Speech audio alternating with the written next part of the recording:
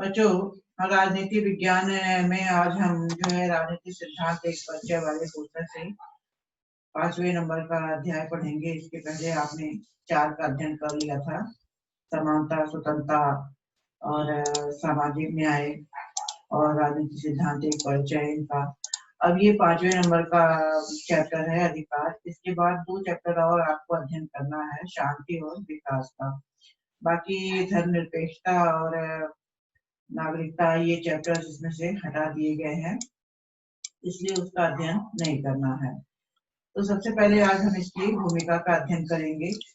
भूमिका में हम देखेंगे कि व्यक्ति जो है एक विवेकशील सामाजिक प्राणी है और वो अपना अच्छा जीवन व्यतीत करने के लिए सदैव आगे बढ़ने का प्रयत्न करता है। मनुष्य का अच्छा जीवन उसका व्यक्तित्व के विकास पर निर्भर करता है। व्यक्ति सामाजिक प्राणी होने के नाते न केवल अपने अधिकारों की ही मांग करता है, वरन वह दूसरों के साथ भी अपने अधिकारों के प्रति अच्छा व्यवहार भी करता है, उसके प्रति सचेत भी रहता है।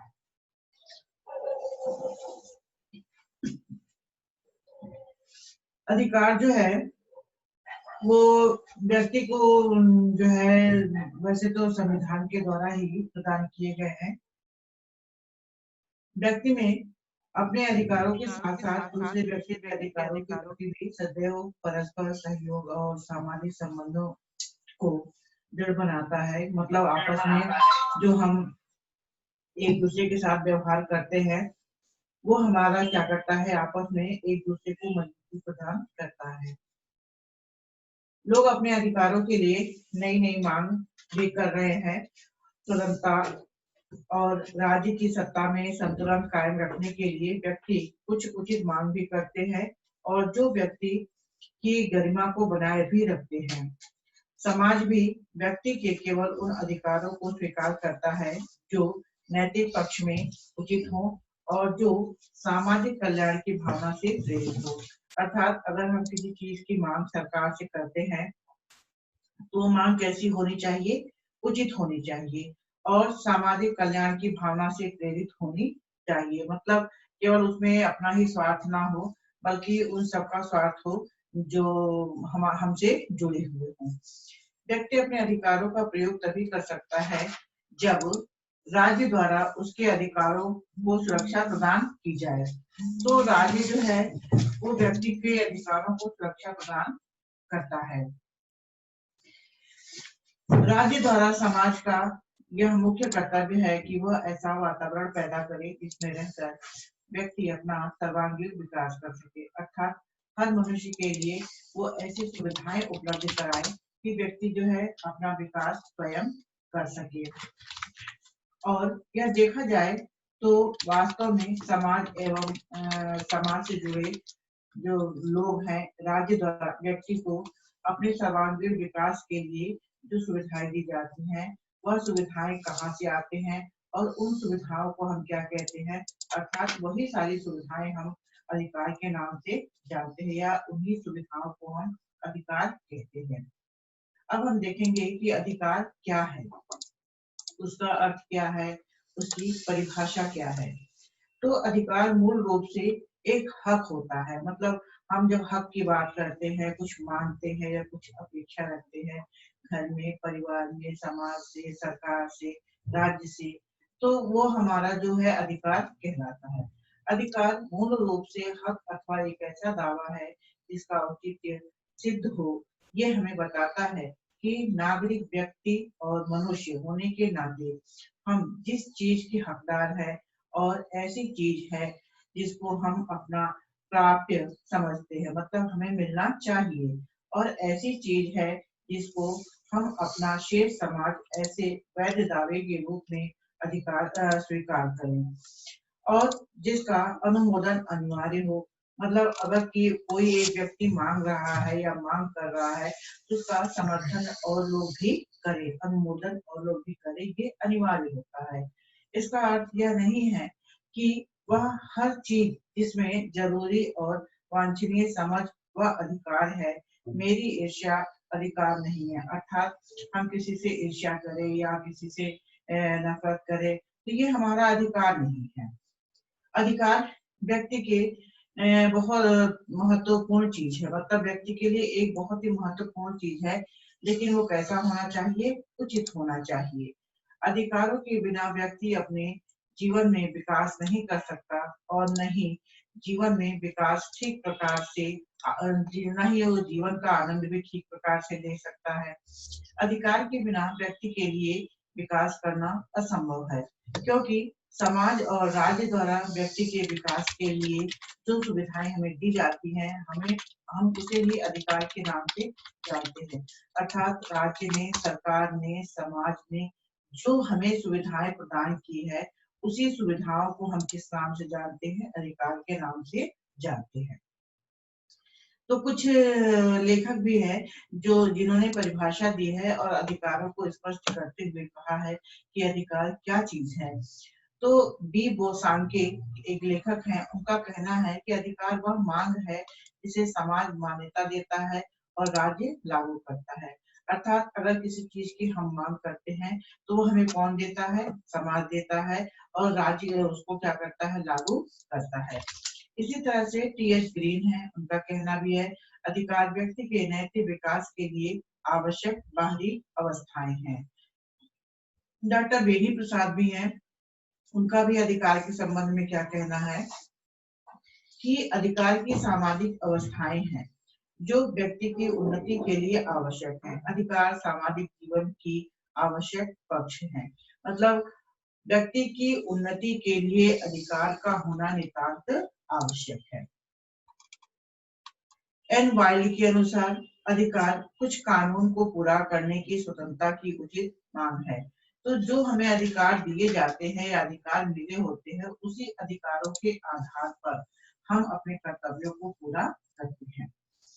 प्रोफेसर लास्की ने भी इसी तरह से कहा है कि अधिकार वास्तव में सामाजिक जीवन की वे परिस्थितियां हैं जिनके बिना प्रायः कोई मनुष्य अपना पूर्ण विकास नहीं कर सकता। मतलब किसी से सारे हक, सारे अधिकार अगर छीन लिए जाए तो फिर वो कोई कार्य नहीं कर सकता है, और अगर उसे ये सारी चीजें मिली हुई हैं तो फिर वो अपना सर्वांगीण विकास कर सकता है। टी.एच. ग्रीन, अधिकार वह शक्ति है जिसकी मांग की जाती है और जो प्रमाणित होती है क्योंकि वह जन कल्याण के लिए सहायक होती है। मतलब सरकार ने हमें जो भी अधिकार दिए हैं, उन अधिकारों के बदले हम क्या करते हैं? जन कल्याण करते हैं या उसमें सहायता करते हैं। हॉलैंड के अनुसार एक मनुष्य के द्वारा दूसरे मनुष्य के कार्यों को राय और शक्ति के साधनों द्वारा प्रभावित करने की योग्यता ही अधिकार है।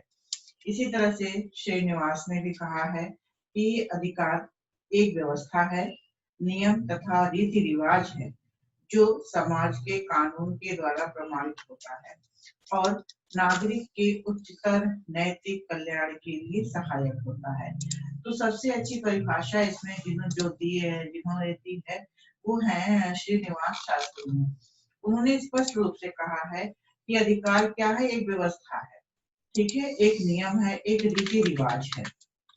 जैसे हम कोई भी काम करते हैं तो नियम से करते हैं, रीति रिवाज से करते हैं, एक उसकी व्यवस्था होती है जो समाज के कानून के द्वारा प्रमाणित होता है।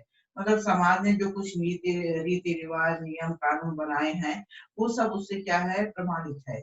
और उसके अलावा क्या है? नागरिक के उच्चतर नैतिक कल्याण के लिए ये सहायक होते हैं। मतलब सरकार ने जो कुछ भी हमें अधिकार दिया है, वो सब नागरिक के लिए एक तरह से क्या है? सहायक का कार्य करते हैं। तो अधिकार सामाजिक जीवन की वे परिस्थितियां हैं जो व्यक्ति के विकास के लिए बहुत जरूरी है, जिन्हें समाज प्रमाणित करता है और राज्य द्वारा लागू किया जाता है। मतलब समाज ये प्रमाणित करता है कि हमें किन किन चीजों की आवश्यकता है और हमें क्या क्या चीजें चाहिए, उन्हीं चीजों को राज्य के द्वारा लागू किया जाता है। अधिकार व्यक्ति की कुछ उचित मांगे हैं जो मनुष्य के कल्याण और सर्वांगीण विकास के लिए आवश्यक भी है। अब हमें ये देखना है कि अधिकार जो है वो कहाँ से आते हैं, किस तरह से आते हैं। तो अधिकार जो है 3 प्रकार से प्राप्त होते हैं, जैसे जीवन का अधिकार है, शिक्षा का अधिकार है और संपत्ति का अधिकार है। ये 3 प्रकार के अधिकार जो हैं जो हमें क्या है जन्म से ही प्राप्त होते हैं, ठीक है। जीवन का अधिकार, शिक्षा का अधिकार और संपत्ति का अधिकार। लेकिन कुछ ऐसी भी चीजें हैं जैसे जो हमें ईश्वर ने दिया है उसे कोई छीन नहीं सकता है। मतलब प्रकृति ने हमें जो कुछ दिया है या ईश्वर ने हमें जो कुछ दिया है उसे कोई समाज, कोई राज्य या सरकार छीन नहीं सकता है। वह काफी शक्तिशाली है। ये अधिकार जो प्राकृतिक अधिकार है जिसमें हम अपने जीवन की रक्षा कर सकते हैं। तो जीवन की रक्षा का अधिकार, शिक्षा का अधिकार और संपत्ति का अधिकार, ये क्या है? प्राकृतिक अधिकार है, ठीक है। नेचुरल है, इसमें सरकार के द्वारा किसी चीज को देने या छीनने की आवश्यकता नहीं है। कानूनी अधिकार और राज्यसभा।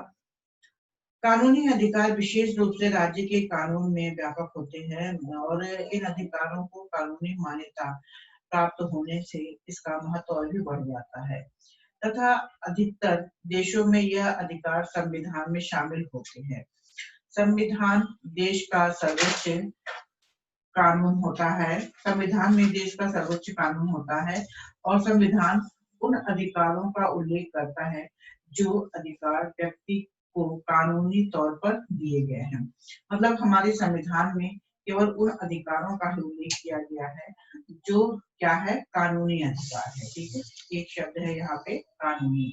तो अधिकार व्यक्ति को कानूनी तौर पे जो दिए गए हैं उसी का संविधान में उल्लेख किया गया है, जो व्यक्ति के सर्वांगीण विकास के लिए आवश्यक भी हैं। और ऐसे अधिकारों का आधार प्रायः विशिष्ट पृष्ठ, ऐतिहासिक भूमि, रीति रिवाज, परंपराएं, इन सब चीजों के आधार पर दिए जाते हैं। उदाहरण के लिए भारत में अस्पृश्यता पर प्रतिबंध का प्रावधान है। आपने जब संविधान का अध्ययन किया था तो संविधान में देखा था कि किस तरह से समानता के अधिकार के अंतर्गत अस्पृश्यता का अंत कर दिया गया, प्रतिबंध लगाया गया है। तो ऐसे अधिकार हमारे लिए नहीं है और उसका क्या है? प्रावधान भी नहीं है जो देश के परंपरागत सामाजिक प्रथा को ध्यान दिलाता हो। मतलब कुल मिला के आप ये कह सकते हैं कि हमें ऐसे अधिकार नहीं दिए जाते हैं जो क्या करते हो कि हमारी कुप्रथाओं को याद दिलाते हो। अधिकार सिर्फ यही नहीं बताते कि राज्य को क्या करना चाहिए और यह भी बताए कि राज्य को क्या कुछ नहीं करना चाहिए। दूसरे शब्दों में मेरा अधिकार यह सुनिश्चित करता है कि राज्य की सत्ता व्यक्ति के जीवन और स्वतंत्रता की मर्यादा का उल्लंघन किए बगैर कार्य करे। मतलब राज्य में जो भी शासन हो या सत्ताधारी हो, सरकार हो, वो ऐसा कार्य करे जिसमें किसी व्यक्ति की स्वतंत्रता, उसके जीवन, उसकी मर्यादा का कोई उल्लंघन ना हो। राज्य संपूर्ण प्रभुत्व संपन्न सत्ता होती है। मतलब वो अपने आप में क्या होती है? संपूर्ण होती है और जिसके द्वारा निर्मित कानून जो है बलपूर्वक लागू किए जाते हैं। मतलब सरकार ने अगर कोई भी नियम कानून लागू किया है, बनाया है, तो उसे हम माने चाहे ना माने, लेकिन अगर वो कानूनी अधिकार है तो उसको सरकार बलपूर्वक भी मनवा सकती है। संपूर्ण प्रभुत्व संपन्न राज्यों का अस्तित्व अपने लिए नहीं बल्कि व्यक्ति के हित के लिए होता है। तो सरकार के द्वारा जो कुछ भी कार्य किए जाते हैं वो अपने लिए नहीं होते हैं केवल, बल्कि उसका क्या है? प्रावधान वो सबके लिए होते हैं, संपूर्ण व्यक्ति के लिए होते हैं। अब हम यहाँ पर देखेंगे कि अधिकार कितने प्रकार के होते हैं, ठीक है। तो यहाँ पर अधिकारों की जो प्रकार है वो 3 है। प्राकृतिक अधिकार, नैतिक अधिकार और कानूनी अधिकार, ठीक है। तो प्राकृतिक अधिकारों में अभी आपने यहाँ पर 3 तरह के अधिकार देखे, जीवन, शिक्षा और संपत्ति, ठीक है। और नैतिक अधिकार जो है वो हमारी नैतिकता पर निर्भर करते हैं कि हम किसी का आदर करें, सम्मान करें, ना करें। तीसरा जो है कानूनी अधिकार, इसके बारे में हम विस्तार से पढ़ेंगे क्योंकि हमारे लिए केवल कानूनी अधिकार ही महत्वपूर्ण है। कानूनी अधिकार जो होते हैं वो 4 प्रकार के होते हैं। पहला नागरिक या सामाजिक अधिकार, दूसरा राजनीतिक अधिकार, तीसरा आर्थिक अधिकार और चौथा मौलिक अधिकार। तो इसमें से आप मौलिक अधिकारों का अध्ययन दूसरी पुस्तक में विस्तार से कर चुके हैं, सब कुछ देख चुका है आपने उसमें कि कैसे कैसे किस तरह से हमें अधिकार दिए गए हैं 6 प्रकार के। अब इसमें हम अध्ययन करेंगे कि नागरिक या सामाजिक अधिकार और पहले अधिकार का, ठीक है। तो पहले अधिकार के अंतर्गत भी कई प्रकार के अधिकार आते हैं। कानूनी अधिकार का वर्गीकरण निम्न प्रकार से किया गया है, जिसमें नंबर 1 पे है जीवन रक्षा का अधिकार। प्रत्येक व्यक्ति अपने जीवन की रक्षा चाहता है। बच्चों, ये जो अभी आपको पढ़ा रहे अधिकारों के प्रकार के बारे में, इसमें आपकी पुस्तक में जो है बहुत ज्यादा उल्लेख नहीं किया गया है, थोड़ा सा उल्लेख है केवल इसमें, और इसकी डिटेल जो है वो भी अच्छे से नहीं की हुई है। तो इसलिए आप इस पर ध्यान जरूर दें, और जो भी आपके पास ये नोट्स जाएगा तो उसको आप कॉपी में जरूर करिएगा। पहला है जीवन रक्षा का अधिकार। प्रत्येक व्यक्ति अपने जीवन की रक्षा चाहता है। यदि जीवन को जीने के लिए जीने का अधिकार प्राप्त न हो तो उस दशा में उसका सामाजिक जीवन कष्टमय हो जाएगा। मान लीजिए किसी को घर में रख करके बहुत ज्यादा आप टॉर्चर कर रहे हैं, वो खुल करके जीना चाहता है, तो ऐसी स्थिति में उसका जीवन अगर नहीं रख करके उसका दुरुपयोग कर रहे हैं, उसको टॉर्चर कर रहे हैं, तो उसका जीवन कैसा हो जाएगा? कष्टमय हो जाएगा। वह प्रत्येक क्षण अपने जीवन की सुरक्षा के लिए सोचता रहेगा, और समाज के किसी भी काम में उसका अपना योगदान नहीं होगा, अथवा योगदान भी क्यों नहीं होगा, क्योंकि जब उसका मन ही नहीं रहेगा किसी में तो योगदान कैसे होगा। दूसरा इसी क्रम में है पारिवारिक जीवन का अधिकार। तो हर व्यक्ति जो है वो कैसा है? परिवार से जुड़ा होता है, ठीक है। बिना परिवार के कोई व्यक्ति नहीं होता है, भले किसी का परिवार छोटा हो, किसी का बड़ा हो, लेकिन परिवार होता जरूर है। तो पारिवारिक जीवन व्यतीत करने का अधिकार प्रत्येक व्यक्ति को दिया गया है, और परिवार जीवन का आधारशिला है, ठीक है। मतलब हर व्यक्ति के लिए उसका परिवार ही उसकी आधारशिला मानी जाती है। प्रत्येक व्यक्ति को अपनी इच्छा अनुसार पारिवारिक जीवन व्यतीत करने का अधिकार होना चाहिए, परंतु इस अधिकार का यह अर्थ नहीं है कि परिवार समाज की नैतिक सीमाओं का उल्लंघन करे या परिवार के अन्य सदस्य दुराचार की शिक्षा दे। ऐसी स्थिति में व्यक्ति किसी समाज के पारिवारिक जीवन में भी राज्य द्वारा हस्तक्षेप किया जा सकता है। मतलब जब परिवार में रह करके व्यक्तियों के साथ कोई दुर्व्यवहार होता है या उसका कोई अत्याचार करता है या शोषण करता है, तो इसका मतलब ये है कि उसके साथ कुछ गलत हो रहा है। अगर किसी के साथ कुछ गलत हो रहा है, जैसे आप मान लीजिए कि दहेज प्रथा को ले लीजिए उदाहरण के तौर पे, परिवार में रह करके लोग क्या करते हैं, बहू को या बेटियों को टॉर्चर करते हैं, उनको जो है हर समय नीचा दिखाने का प्रयास करते हैं, इनका शोषण करते हैं, ठीक है। तो ऐसी स्थिति में फिर राज्य का ये कर्तव्य हो जाता है कि उसमें वो हस्तक्षेप करे, क्योंकि यहाँ किसका प्रश्न है? व्यक्ति के जीवन की रक्षा का प्रश्न है। दूसरा इसी क्रम में तीसरा है इसी क्रम में व्यक्तिगत स्वतंत्रता का अधिकार। तो व्यक्ति व्यक्तिगत रूप से जो है वो स्वतंत्र होता है, उसके ऊपर किसी प्रकार का कोई प्रतिबंध या बाधाएं नहीं होती हैं, क्योंकि मनुष्य की आध्यात्मिक प्रगति के लिए धर्म जीवन का एक अनिवार्य तत्व है। मतलब हमारी जो जीवन है, हमारी जो कार्यकलाप है, जीवन शैली है, इसमें हम जो है किससे जुड़े होते हैं? किसी न किसी धर्म से जुड़े होते हैं, ठीक है। आध्यात्मिक से जुड़े होते हैं, धर्म से जुड़े होते हैं। व्यक्तिगत रूप से स्वतंत्र होने के कारण मनुष्य अपनी इच्छा अनुसार कार्य करता है। तो अगर हम किसी धर्म से जुड़े हुए हैं, किसी आध्यात्मिक चीजों से जुड़े हुए हैं और वो हमारे लिए अनिवार्य है, तो हम व्यक्तिगत रूप से क्या है? स्वतंत्र हैं, कि हम उसको जिस तरह से चाहे माने, जिस तरह से चाहे उसका पालन करें, जिस तरह से चाहे हम अपनाएं। तो इसकी ये हमारी क्या है? व्यक्तिगत स्वतंत्रता है। उसमें सरकार के द्वारा या किसी मनुष्य के द्वारा कोई हस्तक्षेप नहीं किया जाना चाहिए। चौथे नंबर पे है समानता का अधिकार। तो समाज में प्रत्येक व्यक्ति को समानता का अधिकार भी दिया गया है। समानता के अधिकार के अंतर्गत आप दूसरे उसमें भी बहुत अच्छे से अध्ययन कर चुकी हैं कि किन किन चीजों में आपको समानता मिली हुई है। समानता के आधार पर व्यक्ति का कोई दूसरे व्यक्ति के साथ कोई भेदभाव नहीं होना चाहिए। मतलब हर मनुष्य जो है आपस में क्या है? एक दूसरे के बराबर है, चाहे वो छोटा हो, बड़ा हो, अमीर हो, गरीब हो, इससे कोई संबंध नहीं है। मनुष्य होने के नाते आपस में क्या होना चाहिए? समानता होनी चाहिए। समानता का तात्पर्य यह है कि जीवन के प्रत्येक क्षेत्र में व्यक्ति के रूप में व्यक्ति का समान रूप से सम्मान किया जाए तथा उससे उन्नति के समान अवसर भी दिए जाए। मतलब मनुष्य होने के नाते हर व्यक्ति को क्या मिलना चाहिए, उन्नति का एक अवसर मिलना चाहिए। 5वें नंबर पे है शिक्षा का अधिकार। शिक्षा मानव व्यक्ति के विकास की आधारशिला है और समाज और राष्ट्र का विकास शिक्षित व्यक्तियों पर ही आधारित है। मतलब हमारा देश जो उन्नति कर रहा है, विकास कर रहा है, उसकी आधारशिला भी क्या है, शिक्षा ही है। शिक्षित व्यक्ति ही जो है इसको आगे बढ़ा रहे हैं, या ये कह लीजिए उस पर टिका हुआ है। अतः प्रत्येक व्यक्ति को शिक्षा प्राप्त करने का पूरा अधिकार होना चाहिए, क्योंकि शिक्षा जो है हमारे जीवन की का जो है एक बहुत ही आवश्यक और महत्वपूर्ण भाग माना गया है। 6ठे नंबर पे है धर्म और अंतःकरण की स्वतंत्रता। धर्म के आधार पर प्रत्येक व्यक्ति को स्वतंत्र रखा गया है। व्यक्ति अपनी आत्मा से किसी भी धर्म का आचरण कर सकता है। प्रत्येक व्यक्ति किसी न किसी धर्म के अनुयायी होते हैं और धर्म के आधार पर मनुष्य के साथ कोई भेदभाव नहीं किया जाता है। इसलिए भारत में जो है क्या अपनाया गया है, धर्मनिरपेक्षता।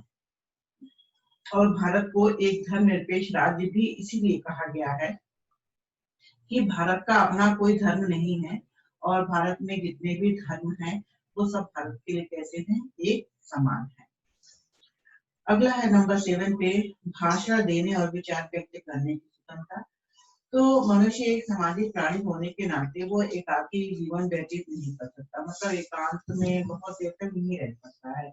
उसे ऐसा करने के लिए जो है उसकी आत्मा प्रेरित होती है कि वह सभा करे, सम्मेलन करे, भाषण दे, अपने विचारों को दूसरे के सामने व्यक्त करे। ये सब उसके पास अधिकार है। इसलिए अधिकार द्वारा व्यक्ति का मानसिक विकास संभव होता है। तो अधिकार जो व्यक्ति का होता है उसी के आधार पर उसका मानसिक विकास संभव होता है। भाषण या विचार अभिव्यक्ति के लिए अधिकार दिए गए हैं। मतलब हम अपने विचारों को क्या करते हैं, भाषण के द्वारा, मंच के द्वारा, रेडियो के द्वारा, टेलीविजन के द्वारा या सभाओं के द्वारा दूसरे तक पहुंचाने का प्रयास करते हैं। उस अधिकार का उपभोग राज्य के कानूनों के सीमा के अंतर्गत होना चाहिए। मतलब अगर हम भाषण दे रहे हैं या अपने विचारों को व्यक्त कर रहे हैं तो उसमें हमें सबसे पहले किन चीजों का ध्यान रखना होगा कि हमने राज्य के द्वारा जो अधिकार दिए गए हैं, जो हमारी सीमाएं हैं, जो मर्यादाएं हैं, उन्हीं के आधार पर ही उसका उपयोग होना चाहिए। नंबर 8 पे है वाद विवाद का अधिकार। मनुष्य स्वाभाविक रूप से दूसरे व्यक्ति के साथ मिलकर रहना पसंद करता है। तो मनुष्य का ये स्वभाव है कि वो अकेला बहुत देर तक नहीं रह सकता, क्योंकि एकांकी जीवन व्यतीत नहीं कर सकता, इसलिए वो दूसरों के साथ मिलकर भी रहना पसंद करता है। तो मनुष्य समाज के किसी भी मुद्दे पर वाद विवाद कर सकता है, बहस कर सकता है, चर्चाएं कर सकता है, ये भी अधिकार उसे प्रदान किया गया है। अब हमारा जो इस चैप्टर में सबसे ज्यादा जो इम्पोर्टेंट है वो दूसरा है राजनीतिक अधिकार। इसमें भी कई प्रकार के अधिकार आते हैं। जैसे नंबर 1 पे है मत देने का अधिकार। मत देने का अर्थ तो आप जानती होंगे, वोट देने का अधिकार। नागरिक को अपने प्रतिनिधियों के निर्वाचन में मताधिकार करने का भी अधिकार दिया गया है, या प्रतिनिधियों के निर्वाचन को मताधिकार कहा जाता है। जब हम किसी को वोट देते हैं, अपना प्रतिनिधि चुनते हैं, उसको भी मत देने का अधिकार होता है। यह अधिकार लोकतांत्रिक शासन प्रणाली के अंतर्गत प्राप्त होने वाला महत्वपूर्ण अधिकार है। मतलब भारत में लोकतंत्र है और लोकतंत्र जिन देशों में होता है वहां पर सभी नागरिकों को वोट देने का अधिकार दिया जाता है और इस अधिकार का प्रयोग करके नागरिक प्रत्यक्ष रूप से अप्रत्यक्ष रूप से शासन प्रबंध में भाग लेता है। मतलब जैसे हम लोकसभा का चुनाव करते हैं, प्रत्यक्ष रूप से प्रधानमंत्री को चुनते हैं, अपने राज्य की विधानसभा के चुनाव में भाग लेते हैं, तो प्रत्यक्ष रूप से हम अपने मुख्यमंत्री का चुनाव करते हैं। तो इसी तरह से हम दोनों रूप से भाग लेते हैं। आधुनिक लोकतांत्रिक राज्यों में मताधिकार 18 वर्ष की है। पहले हमारे भारत में एक आयु थी, लेकिन बाद में इसमें संशोधन करके इसकी आयु सीमा कम कर दी गई।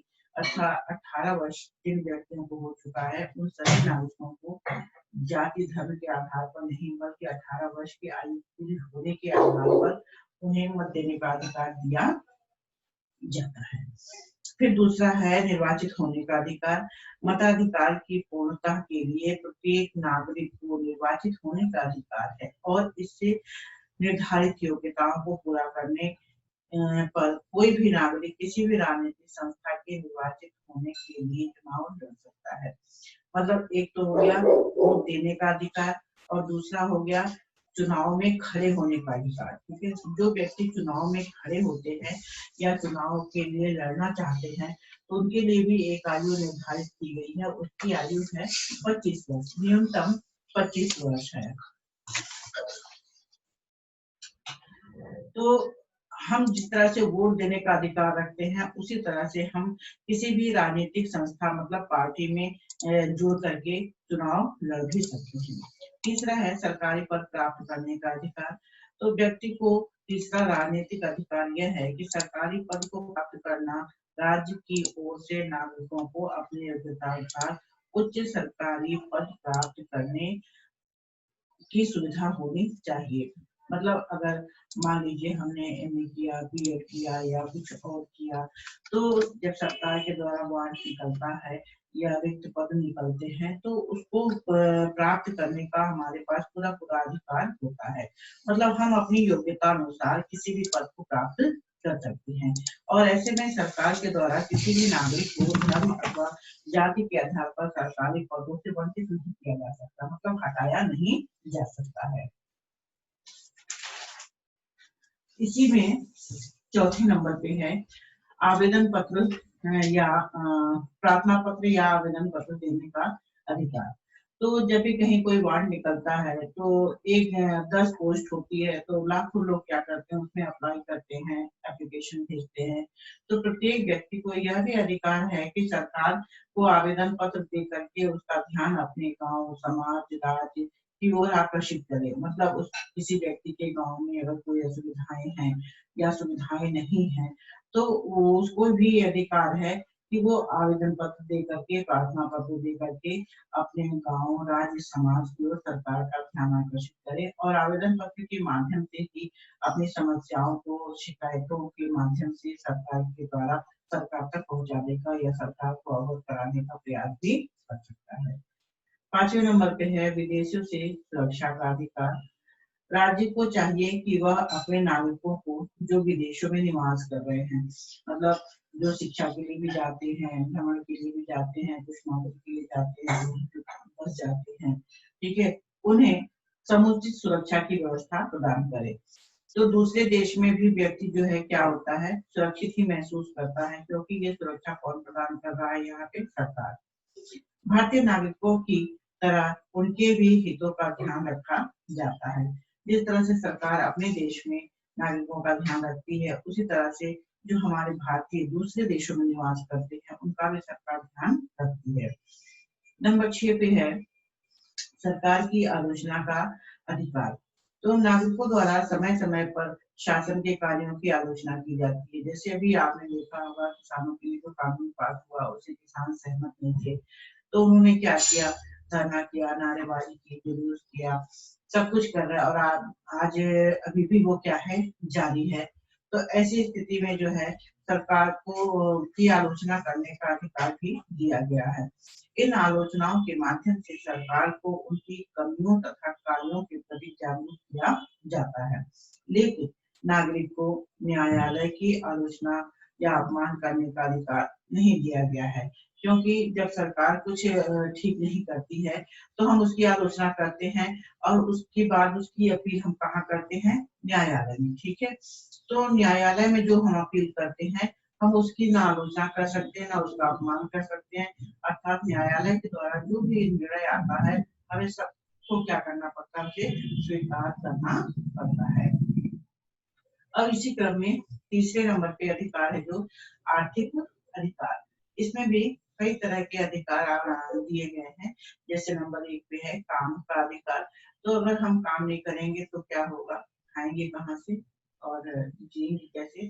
इस तरह से समाज के प्रत्येक व्यक्ति को काम करने का अधिकार दिया गया है, लेकिन 6 से 14 वर्ष तक के बच्चों को काम करने का अधिकार या मजदूरी करने का अधिकार नहीं दिया गया है क्योंकि 6 से 14 वर्ष तक के बच्चों के लिए सरकार के द्वारा निःशुल्क शिक्षा की व्यवस्था की गई है और इसी के कारण इस उम्र के बच्चों को काम पर रखने का अधिकार नहीं दिया गया है। दूसरा है पर्याप्त मजदूरी का अधिकार। जब हम दिन भर काम करते हैं या कोई भी मजदूर दिन भर काम करते हैं, तो उनकी जो मजदूरी होती है उसे उसे प्राप्त करने का पूरा हक होता है, पूरा अधिकार होता है। क्योंकि काम करने के बदले ही क्या मिलता है, पैसा या मजदूरी मिलती है। तीसरा है काम के लिए निश्चित समय का अधिकार। तो हर काम का एक निश्चित समय होता है, 10 से 5 होता है, 8 से 5 होता है, 8 से 6 होता है। फैक्ट्री वगैरह में भी रात की शिफ्ट होती है, तो रात के 9 बजे से सुबह 6 बजे तक होती है। इस तरह से काम का एक समय क्या होता है, निश्चित होता है। फिर जब हम सप्ताह के 6 दिन काम करते हैं, तो हमें 1 दिन क्या होता है, अवकाश पे भी रहने का अधिकार होता है। तो क्योंकि अगर हम दिन भर काम करते ही रहें और छुट्टी ना लें, तो फिर हम क्या हो जाते हैं, हमारा शरीर जो है थक जाता है और मनुष्य क्या हो जाता है, बीमार पड़ सकता है। इसलिए 1 दिन अवकाश का भी अधिकार दिया गया है। फिर है 5वें नंबर पे संपत्ति का अधिकार। तो संपत्ति के अधिकार को मूल रूप से अधिकार के रूप में माना जाता है और इसके लिए कोई प्रतिबंध नहीं है। मतलब हमारे पास कितनी संपत्ति होनी चाहिए, कितनी नहीं होनी चाहिए, सरकार के द्वारा इसका कोई क्राइटेरिया निर्धारित नहीं किया गया है और ना ही ये बताया गया है कि आपके पास कितनी संपत्ति होनी चाहिए, कितनी नहीं होनी चाहिए। क्योंकि व्यक्ति अपनी मेहनत से जितनी चाहे संपत्ति अर्जित कर सकता है और उसका उपभोग भी कर सकता है। फिर उसके बाद आता है आपका आर्थिक सुरक्षा का अधिकार। तो अपने जीवन को सुरक्षित रखने के लिए अधिकार दिया जाता है और व्यक्ति अपने सामान की सुरक्षा भी स्वयं ही करते हैं, न्यायालय का सहारा भी ले सकते हैं। जैसे हम कहीं सफर में जा रहे होते हैं, तो क्या होता है कि हमारे सामान की सुरक्षा कोई दूसरा तो करेगा नहीं, हमें खुद ही अपने सामान की देखभाल करनी होती है और सुरक्षित ले जानी होती है। मान लीजिए बाई चांस चोरी हो गया या कोई ये बात हो गई या कहीं ऐसी जगह हम फंस गए जहाँ पे हमारे सामान को कोई ले गया हो और हम जानते हैं कौन ले गया है, तो ऐसी स्थिति में हम क्या कर सकते हैं, पुलिस कंप्लेन भी कर सकते हैं और न्यायालय का सहारा भी ले सकते हैं। फिर है मनोरंजन का अधिकार। तो अगर व्यक्ति हर दिन काम करता रहेगा या पूरे साल भर काम करता रहेगा, सब कुछ करता रहेगा, तो फिर वो क्या हो जाता है, थक जाता है, ठीक है।